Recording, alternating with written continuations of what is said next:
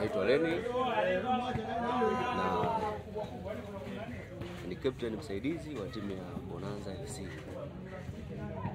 Bonanza FC kutoka Chamwino, na tupo hapa Shell Complex. Tuko tuna mechi dhidi ya maveterani, na hii ni kwa ajili ya kujiandaa na ligi ambayo iko mbele yetu, sababu kesho tutakuwa tuna mechi dhidi ya Manza FC pale Chamwino. Kwa hiyo tuko hapa kama maandalizi kwa ajili ya mechi yetu ya kesho. Mbona maandalizi yenu yamekuwa ya ghafla hivyo na umedai kwamba kesho ndo siku ya mechi? Kwa nini hii friendly match hamkucheza tangia jana? Ni ratiba za uwanja nadhani ndio zinakapa kutokana na jiografia yetu ya Dodoma. Ni viwanja ndio vinaleta changamoto. Kwa hiyo leo ndo tumepata nafasi.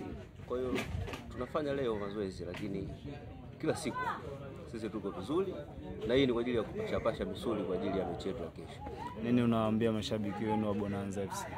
Mashabiki wetu wa Bonanza wajitokeze tu kwa wingi, na sisi hatutawaangusha, kwa sababu itapigwa mechi kubwa sana kesho na ushindi wetu utakuwa mkubwa sana.